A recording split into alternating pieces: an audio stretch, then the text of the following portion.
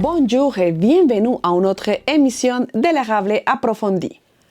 Lors de la séance du Conseil du mois de novembre de la ville de Plessisville, la conseillère de district Jean Rivard, Mme Christine Gingras, a évoqué le point de l'aide financière pour la démolition des bâtiments, demandant s'il est possible d'accorder une prime supplémentaire de 10% aux promoteurs du programme de gestion des matières résiduelles, qui favorise la déconstruction des bâtiments au lieu de leur démolition, afin de récupérer et de réutiliser des matériels utiles pour des autres usages de la population. Le maire Pierre Fortier s'est montré intéressé par cette initiative et a demandé au conseiller Gingras d'en faire la demande par écrit. Aussi, la municipalité a annoncé à la population les changements de signalisation et des horaires de stationnement sur le boulevard des Sucreries après quelques travaux de rénovation. Bienvenue. Bonsoir à tous. Bienvenue à cette séance publique du mois du 4 novembre, l'avant-dernière séance publique de l'année. L'année passe bien. Donc on va s'asseoir.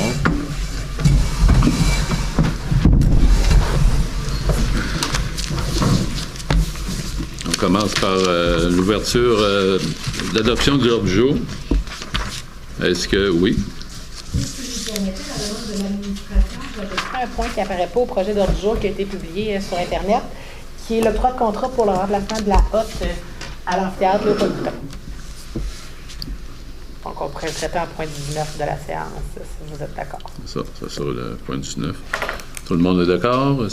Oui. Est-ce que il y a des choses dans l'ordre du jour? On adopte l'ordre du jour? Tout le monde est d'accord? OK. On poursuit avec un proposeur, s'il vous plaît. Monsieur Martin Nadeau. Liste des activités du mois lues par M. Marc Morin. Bonsoir tout le monde. Patinage et hockey libre gratuit. Il faut consulter la page web de la ville pour connaître les dates. Vente de fromage et produits du terroir de l'HTAPQ en cours jusqu'au 8 novembre. Période de mise en candidature du Gala Distinction 2025. Vous avez jusqu'au 15 novembre. C'est extrêmement important de soumettre des candidatures. Les vendredis pédagogues créatifs, les 8 novembre et 6 décembre à 9h à la bibliothèque Linette Jutra-Lapelle. Atelier d'aquarelle animé par Mathilde le 5 mars, le 12 novembre à 18h30, toujours à la bibliothèque Linette Jutra-Lapelle. Atelier d'accompagnement familial pour parents d'enfants d'âge scolaire, les 12, 19 et 26 novembre et 3 décembre à 19h à la Maison des familles de l'Érable, tout près d'ici. Après ça, on a la conférence en réalité virtuelle sur l'Ouest canadien le 14 novembre à 18h, toujours à la bibliothèque. Soirée jeux de société le 14 novembre à 18h chez Haut-Rivage. Ensuite, un tournoi régional de pétanque le 16 novembre et 1er décembre au Boulodrome de Plessisville. Galas musicaux amateurs de la FADOC les 17 novembre et 15 décembre au centre communautaire. Atelier de création d'une couronne de Noël le 20 novembre à 18h à la bibliothèque Linette Jutra-Lapelle.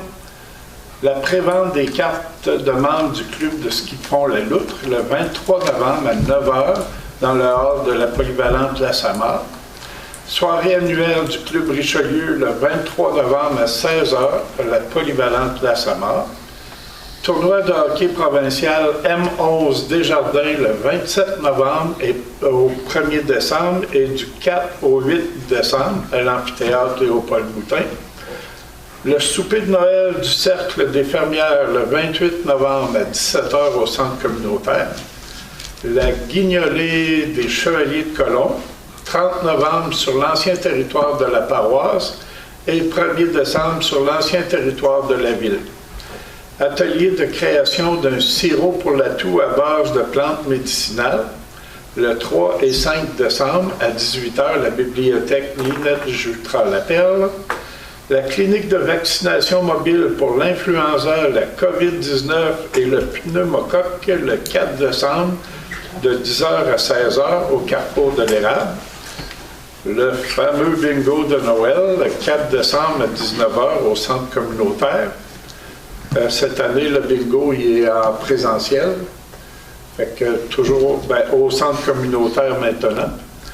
Le spectacle pour enfants, les songes de Noël, le 7 décembre de 9h30 à 11h au Carrefour de l'Érable. Activité de Noël, le Carrefour Enchanté, le 7 décembre de midi à 16h au Carrefour de l'Érable. Le dîner de Noël, le 13 décembre au Centre d'action bénévole de l'Érable. Le Marathon de l'Espoir, le 14 décembre au Carrefour de l'Érable. Il y a Société d'horticulture, mon ami Marc. Société d'horticulture de Plessisville, demain soir au centre culturel, au centre communautaire. Il y aura une conférence de Martine Bertillon sur les aménagements de Noël. Merci Marc. Martin. Le Mouton Rose, c'est de Madame Karine Perron, fait une porte ouverte le 16 novembre. Donc, vous êtes tous invités. Ça fait le tour. Puis il y aura le 9 ici, la cérémonie du souvenir. Jour du souvenir. Jour du souvenir. Ça se passe à quelle heure, la cérémonie? Vous savez? C'est 10 à 11. 10 à 11. 10 à 11. OK. Et puis, est-ce que vous savez qui anime le bingo de Noël, M. Morin? Un illustre inconnu. C'est sa première année. Ça va être la troisième. Ah ouais? Bon, ben, Je m'excuse à l'avance. ça devrait être bon. Le point numéro 3, approbation du procès verbal. Oui, donc il s'agirait d'approuver le procès verbal pour la séance ordinaire du 7 octobre 2024. Proposant, M. Gendron. Le point numéro 4, ratification des comptes. Oui, c'est de ratifier la liste des comptes qui ont fait l'objet d'un paiement en date du 30 octobre 2024 au montant de 5 064 216,97. Propos. Proposé par M. Morin. Le point numéro 5, rapport de la directrice générale. Oui, comme tous les mois, je vous dépose mon rapport. Pas d'excédent budgétaire, encore une fois, cette année. Au niveau des ressources humaines, on a le plaisir d'embaucher une nouvelle technicienne en administration pour le service de trésorerie. Là. Elle va entrer en poste la semaine prochaine, Mme Maude Leblanc. Donc, bienvenue à Maude. On a bien hâte de la rencontrer pour ceux qui ne l'ont pas encore rencontrée. Ça serait l'effet saillant globalement de mon rapport, M. le maire. Proposé par M. Baudouin. Le point numéro 6, dépôt de documents. Oui, donc 3 dépôts de documents, les procès-verbaux des réunions du comité consultatif d'urbanisme des 4 septembre et 18 septembre 2024, les déclarations d'intérêt pécunier des conseillers Marc Chandron, Rémi Brassard, Valérie Desrochers et Jonathan Dubois, ainsi que les 2 états comparatifs semestriels, le premier qui compare les revenus et les dépenses de l'exercice financier au 30 septembre, avec l'exercice financier correspondant pour la période correspondante, et le deuxième pour la prévision des revenus et dépenses de l'exercice financier courant et ceux qui ont été prévus par le budget. Proposé par M. Brassard. Le point suivant, le point numéro 7, résolution de concordance et de courte échéance relativement à un emprunt par billet au montant de 195 700 $ qui sera réalisé le 25 novembre 2024. Oui, donc c'est 3 règlements d'emprunt de l'ancien territoire de la paroisse qui viennent à échéance, soit un règlement d'emprunt pour le programme de mise aux normes d'installation septique, la réfection de la route La Chance et l'amélioration du réseau routier en général. Donc, pour renouveler ces 3 règlements-là au montant de 195 700 $ pour un terme de 5 ans, on autorise l'emprunt de billets qui va être connu le 25 novembre 2024. Proposé par M. Dubois. Le point numéro 8, dépôt à Primo pour la mise aux normes de la prise d'eau potable. Oui, donc il s'agit de déposer pour le programme Primo pour la prise d'eau potable. Donc la Ville doit s'engager à respecter les modalités du guide, à assumer l'entière responsabilité des travaux ainsi que les modifications qui pourraient être apportées aux travaux pour la prise d'eau potable, à réaliser les travaux selon les modalités du programme Primo et à assumer toutes les responsabilités en lien avec la réalisation et le financement de ces travaux, à payer sa part des coûts admissibles et les coûts d'exploitation continus, à s'engager également à assumer toutes les dépenses si on ne respecte pas les délais qui sont prévus au programme Primo, ainsi que les dépenses liées à des directives de changement à la hauteur de 50% du dépassement des coûts. Donc, le Conseil doit autoriser le dépôt de la demande d'aide financière au programme Primo 2023 pour la prise d'eau potable. Je propose. Proposé par Mme Desrochers. Est-ce que c'est correct, tous ces points-là, les 8 premiers points, c'est correct pour tout le monde? Tout le monde accepte les points? Oui. Le point numéro 9, demande de permis du PIA Patrimoine 1699, avenue Saint-Calix. Oui, donc c'est une demande de permis pour des travaux de rénovation au bâtiment. Et les travaux sont conformes aux critères du PIA relativement au bâtiment d'intérêt patrimonial. Et le comité consultatif d'urbanisme a fait une recommandation au Conseil. Donc, il s'agirait d'approuver la demande de permis pour les travaux de rénovation. Proposé par M. Morin. Tout le monde accepte ce point-là. Le point suivant, la même chose pour le 1587 avenue Saint-Louis. Oui, donc il s'agit de l'installation d'une enseigne qui est conforme également cette fois-ci aux critères du PIA Centre-Ville. Le comité consultatif a fait une recommandation au Conseil, donc il s'agirait d'approuver la demande pour l'installation de l'enseigne. Je propose. Proposé par Mme Gingras. Est-ce que tout le monde accepte le point? Le point numéro 11, la même chose pour le 1731 Saint-Calix. Oui, donc l'installation d'une enseigne qui est conforme aux critères, donc il s'agirait d'approuver la demande d'installation d'enseigne. Je propose. Proposé par Mme Desrochers. Tout le monde accepte le point. Le point suivant, numéro 12, l'aide financière du PIA Centre-Ville 1743 rue Saint-Calix. Oui, donc suivant une demande pour l'installation d'une enseigne commerciale, le demandeur demande de bénéficier de notre programme d'aide financière Intervention sur les propriétés commerciales dans le centre-ville. Le comité de sélection a analysé la demande et a confirmé que le projet était recevable pour le volet 2, qui est le volet enseigne commerciale du programme. Donc, ça serait de permettre d'accorder la dépense de 678 $ qui permet une aide financière de 406,80 $. Proposé par Mme Drolette. Est-ce que tout le monde accepte le point? Octroi de contrat de fourniture d'essence 2025. Oui, donc il s'agirait de retenir la soumission du magasin Coop qui, pour le prix affiché à la pompe avec une escompte de 3 % et une ristourne de 2 % pour un total d'escompte de 5 %. Et on autorise le directeur des travaux publics à signer le contrat à intervenir. Proposé par M. Baudouin. Tout le monde accepte le point. Le point suivant, subvention de la collecte des sapins de Noël. Oui, donc il s'agirait de verser une subvention d'un montant de 1 500 $ aux Amis des scouts de Plessisville pour la collecte porte-à-porte des sapins de Noël qui aura lieu dans le périmètre urbain et dans le domaine Somerset le 11 janvier 2025. Proposé par M. Nadeau. Est-ce que tout le monde accepte le point? Le point numéro 15, subvention pour la collecte des feuilles mortes.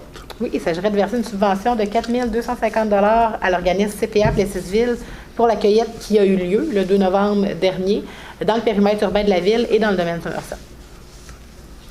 Proposé par Mme Bédard. Est-ce que tout le monde accepte le point? Alors, on remercie cet organisme-là qui a fait un beau travail samedi avec des bons bénévoles. Le point numéro 16, ajout de signalisation au boulevard des Sucreries. Oui, donc suivant la fin des travaux sur le boulevard des Sucreries, il y a lieu de décréter la nouvelle signalisation.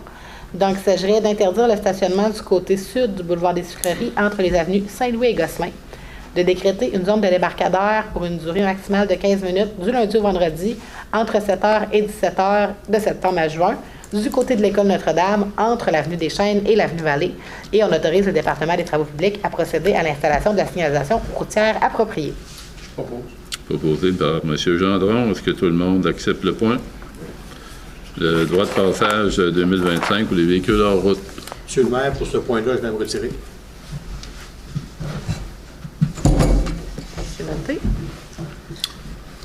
C'est noté. Donc, on a reçu des demandes du Club Sport 4 de l'Érable et du Club Automneige des Bois-Francs.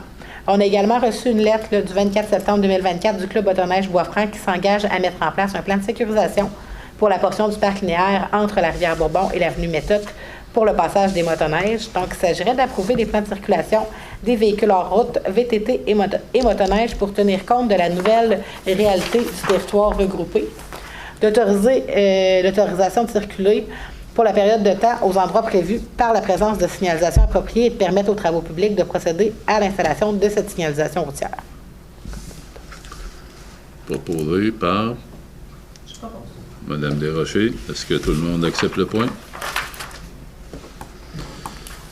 Le point numéro 18, entente au râpé, collecte des gros encombrants 2025 à 2027. Oui, donc il s'agirait de renouveler l'entente avec ORAP, d'autoriser la directrice du développement durable à signer cette entente pour la cueillette, le transport et le traitement des encombrants et des gros déchets pour la période allant du 1er janvier 2025 au 31 décembre 2027. Pour 2025, le prix est de 6,76 par unité facturable et il sera indexé selon l'IPC pour les années 2026 et 2027. Proposé par M. Baudouin. Est-ce que tout le monde accepte le point? Le point numéro 19, c'est un point qui a été rajouté à l'ordre du jour. Oui, donc il s'agirait de l'octroi de contrat pour le remplacement de la hotte du restaurant de l'amphithéâtre Léopold Boutin. Donc, le directeur de la gestion des actifs et des bâtiments a fait une demande de prix. On a reçu, sur les 4 demandes qu'on a eues, on a eu 2 prix différents. Donc, il s'agirait d'octroyer le contrat à Ventilation LR Inc., qui n'est pas le soumissionnaire le moins cher, mais qui est un soumissionnaire local. Et notre règlement sur la gestion contractuelle nous permet d'octroyer un contrat à un fournisseur local qui n'a pas nécessairement fini le plus bas, à condition que la qualité soit au moins équivalente et qu'on n'excède pas 10 % du meilleur prix soumis. Puis on autoriserait également là, le directeur de la gestion des actifs à signer le contrat à intervenir avec Ventilation LR Inc. Proposé par M. Baudouin. Est-ce que tout le monde accepte le point, étant donné que c'est un point qui a été rajouté? Le point suivant, Mme la greffière, je vais le retarder, le point numéro 20, je vais le retarder à la fin de la séance. Le point 21, heure d'ouverture des fêtes de bibliothèque. Oui, donc, considérant le désir du service de la vie citoyenne d'offrir un service aux citoyens pendant la période des fêtes, tout en faisant preuve de conciliation quant aux différentes réalités familiales de leurs employés, il serait suggéré de modifier les heures d'ouverture de la bibliothèque pour la période allant du 23 décembre 2024 au 5 janvier 2025 comme suit. Donc, le lundi 23 décembre, ce serait ouvert de 10 à 16 heures. La bibliothèque serait fermée les mardis 24, mercredi 25 et jeudi 26 décembre. Elle pourrait réouvrir le vendredi 27 décembre, samedi et dimanche de 10 à 16 heures. Et pour la semaine suivante, le lundi, elle serait ouverte de 10 heures à 16 heures, mais fermée mardi le 31, mercredi le 1er et jeudi le 2 janvier. Et ensuite, on ouvrirait là, pour la période de 10 heures à 16 heures jusqu'au 5 janvier. Je propose. Proposé par Mme Gingras. C'est le point 21. Est-ce que tout le monde accepte? Le point numéro 22, autorisation d'enchérir la vente d'immeubles pour défaut de paiement de taxes municipales.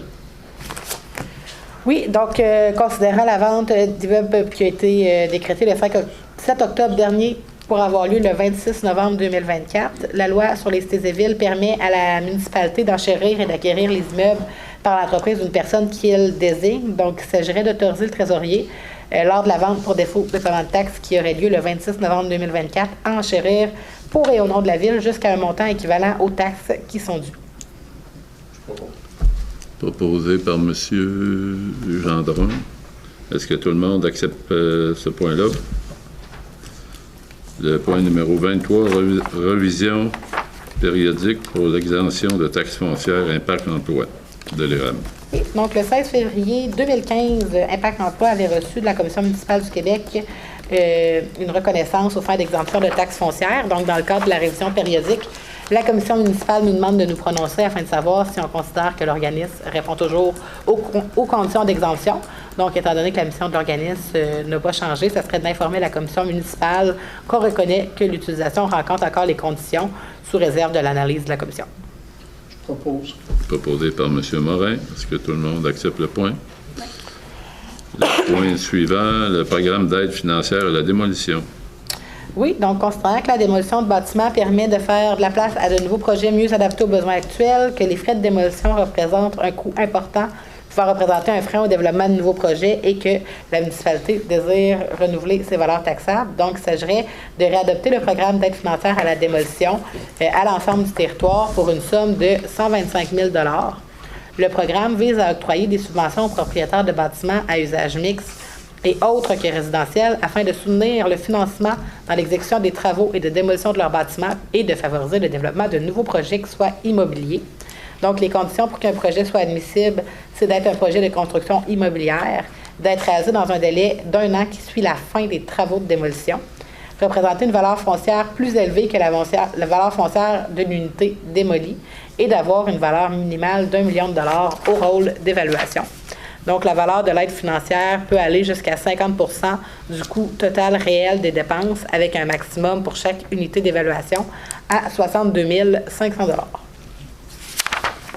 C'est les balises générales. Proposé par M. Brassard. Est-ce que tout le monde accepte ce point-là? Moi, j'aurais un petit élément pour ce point-là. Je suis d'accord avec le budget qui est alloué et la source de crédit. Là, c'est pas ma question. Je me demandais s'il était possible de bonifier un peu le programme en tant que tel, ce qui va guider l'octroi des financements pour les différents promoteurs. Je sais que, selon Strasser, le consultant du plan de gestion des matières résiduelles de la MRC qui est venu faire rapport en juin 2022, les déchets de construction, démolition, rénovation avaient quand même un fort impact ici, mais de façon générale au Québec. Puis que je crois que le programme pourrait être l'occasion d'encourager des gestes de déconstruction versus des gestes de démolition. On pourrait toujours octroyer un montant pour ceux qui optent pour de la démolition, mais bonifier le programme pour les promoteurs qui se dirigeraient vers la déconstruction. La déconstruction, c'est un moyen de récupérer puis de réutiliser divers matériaux au bénéfice de d'autres usagers dans la population.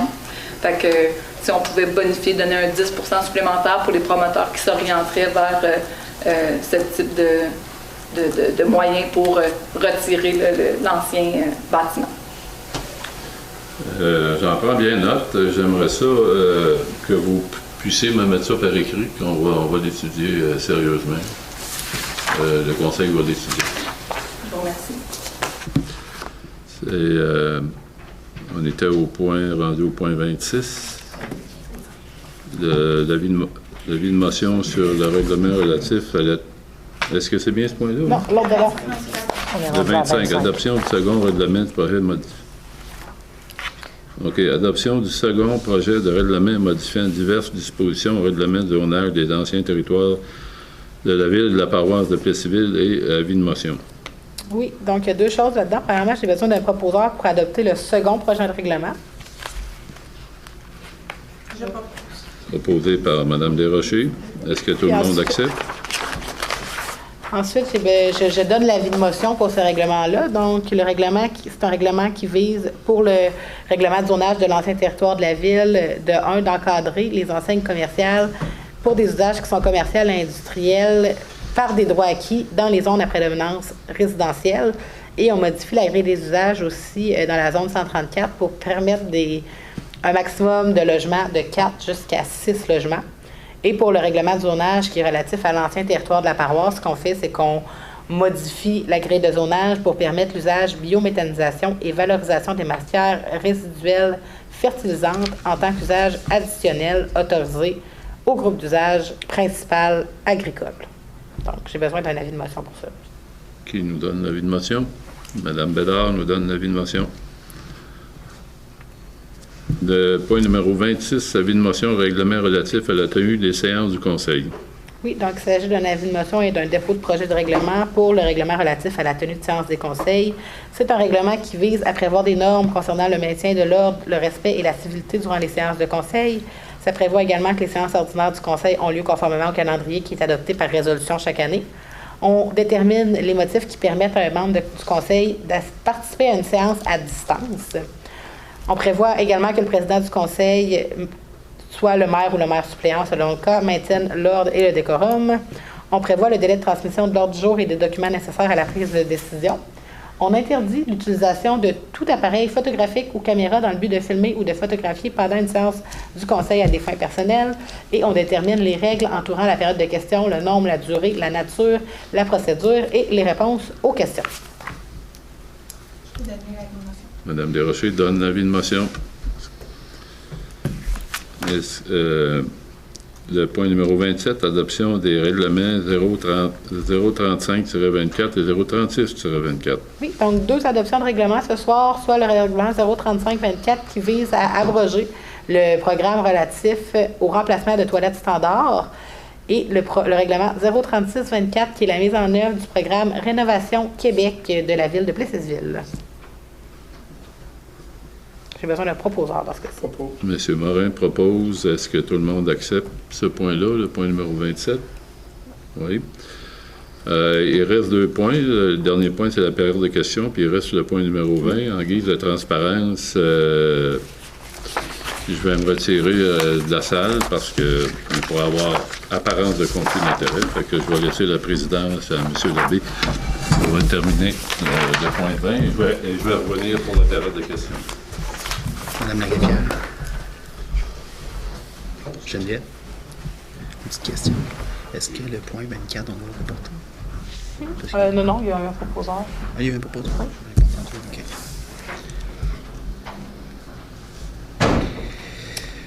OK. Donc, vente de surplus. Donc, point 20, vente de surplus de bière, plaisir d'été. Donc, il s'agirait d'autoriser la coordonnatrice au développement et au rayonnement à procéder à la vente des caisses de bière en surplus aux couleurs de l'événement Plaisir d'été pour un montant de 60,94 la caisse, incluant les taxes applicables. Proposé par M. Marc Gendron.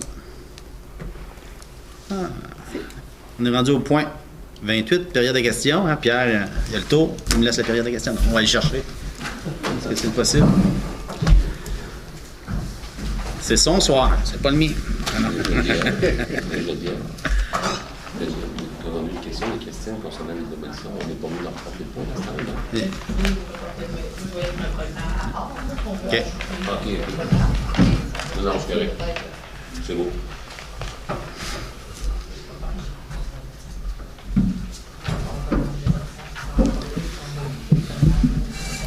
On est rendu au point 26. Okay. 28.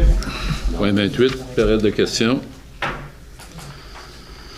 Vous vous présentez, vous nommez. On ne connaît pas d'abord. Oui.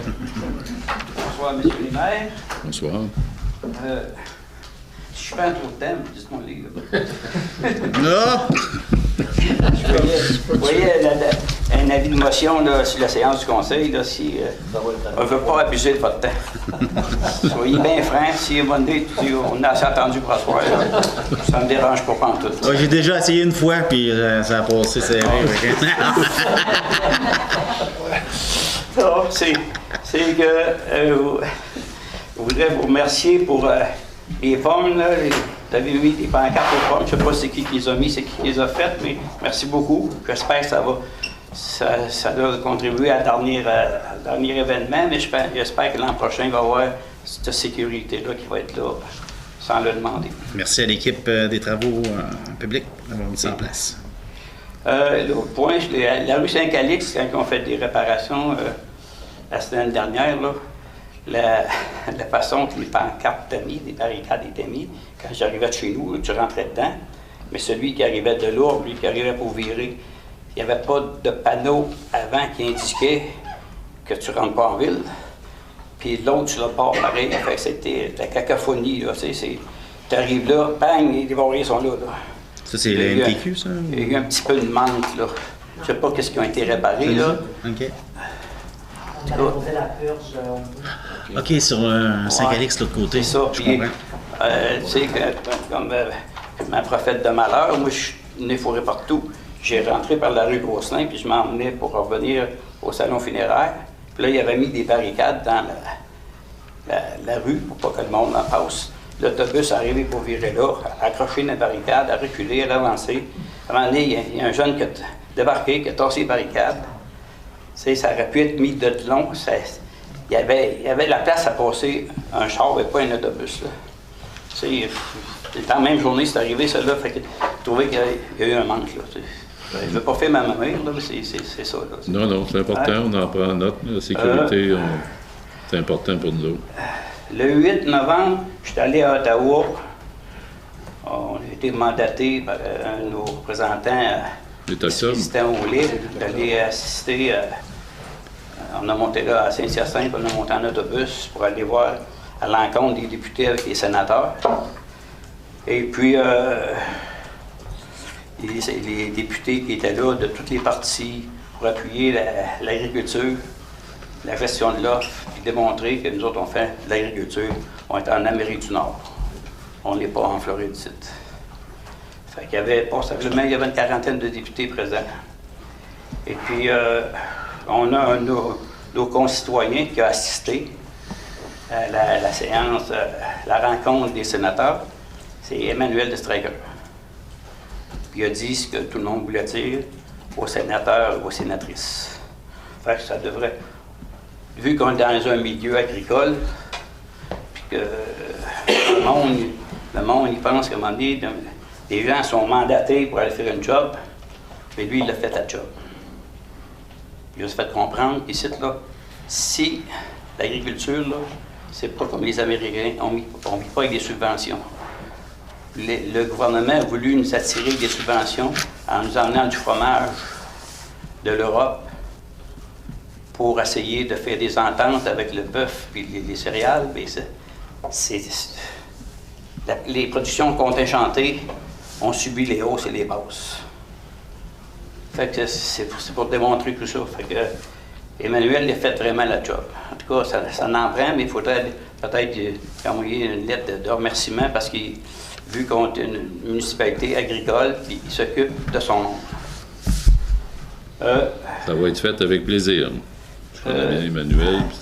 L'autre chose, j'ai eu un appel de patrimoine là, à MRC pour les maisons ancestrales. Finalement, ben, il m'a appelé pour 5 minutes, ça a duré 1 heure.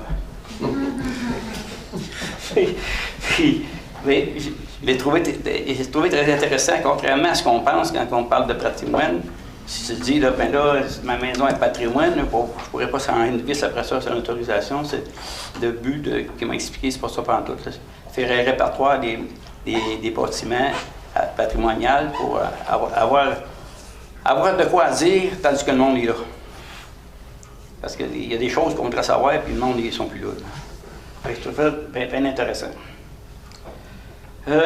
J'étais allé au cimetière l'année dernière, visite du cimetière avec la bibliothèque. Madame là, qui est venue à la bibliothèque pour expliquer le cimetière, là, puis c'était très intéressant. Là, encore, il y a une partie, on sort de là, le cœur pincé. Là, c'est pour montrer qu'il y en a d'autres qui ont été là avant nous autres, là, puis c'était des jobs de bras. Là. Fait que c'était félicitations à l'organisation. Je ne sais pas si c'était pour lieu d'avoir lieu vendredi, mais il a mouillé, je ne sais pas si... Ça va être vendredi, le 7 novembre. Ah, c'est terminé? Oui. Ouais, ceux qui s'intéressent, là, même si tu n'es pas intéressé, là, ça devient intéressant. C'est ça que ça veut dire. Comme les conseils municipaux. C'est pas le 8 novembre, Martin? Vendredi? Le 8. Vendredi, le 8, d'accord. Le 8, à 18h. C'est toujours la même heure. Là, les pompiers, enfin, les pompiers de Princeville, puis les pompiers de la MRC, et c'est qu'est-ce qui s'est passé? Un vent tournant qui a fait que ça marche, là. On souhaite la bienvenue à la ville de Princeville dans le grand service du ciré. La ville de Plessisville a fait le move, a fait cette étape-là, je pense. Puis le Princeville a décidé de le faire. L'équipe du ciré est prête à relever le défi. Là. C'est ce qu'on a comme information. Très heureux. On apprend à travailler ensemble. Parce que moi, je me suis occupé de transport adapté pendant une dizaine d'années.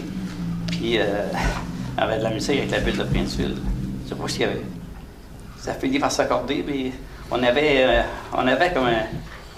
Fait que là, avec les pompiers, c'est pareil, mais là, si c'est réglé, c'est réglé. Enfin. On travaille ensemble. Puis, les feuilles mortes, dans 4200$, l'argent, elle a une bonne cause. Elle a qui? Elle a quoi? Au club de patinage artistique de Plessisville. Ah, c'est ça, vous ne l'avez pas mentionné, c'est ça. C'est bien, ouais. OK, c'est bien. Puis, vous vous rappelez, à 6,25$, ça comprend quoi, ça, la récupération des objets? Ça veut dire que s'ils viennent chercher des encombrants chez nous, ça coûte 6,25$. Non, pas ça. C'est inclus, c'est gratuit pour le citoyen. Mais c'est le prix qui est... Qu'il charge à la ville. Pour le nombre d'unités, il y a 5000 5300 unités, là, qui est considéré à... 6 piastres et 25 l'unité. C'est ça. Ça fait le prix pour l'entente. OK, c'est ça que ça veut dire. Il y a une économie importante à ce niveau-là d'enfouissement. OK. Ce qui est ramassé, il y a beaucoup de choses qui est récupéré qui ne vont pas en enfouissement. Comme, mettons, des fruits d'air, le métal et tout ça, ils ramassent le gaz, puis tout ce qu'ils peuvent récupérer, ils récupèrent. Fait que, il y a une diminution du tonnage d'enfouissement. C'est rentable. À 6 et 25, on sauve plus que ça. Quand il y a des journées portes ouvertes là, chez Orapé, là, c'est une très belle place à aller visiter. C'est à voir. Toute la récupération qu'ils sont capables de faire, là, puis ils travaillent fort. Même aux gens de la cuisine, là, du jardinage, je les avais en trop, là, puis ils montraient ça, ce qu'ils font avec, c'est formidable. C'est vraiment une chance qu'on les a. Une chance qu'on les a.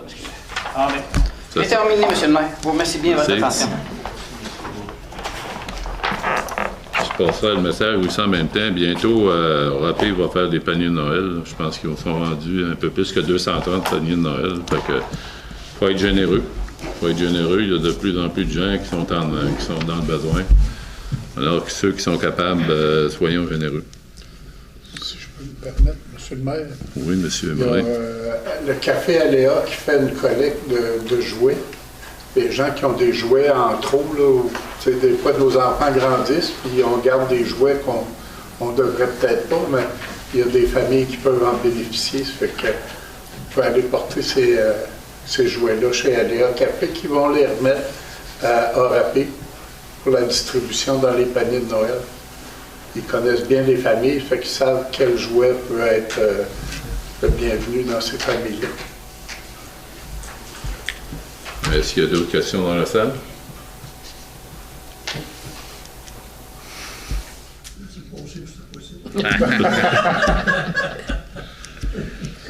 Madame à l'arrière, pas de questions? Bon. On est content de vous voir. On est content de vous voir, oui. On est content d'avoir de la visite. Fait qu'on ferme cette séance publique-là à 20h36.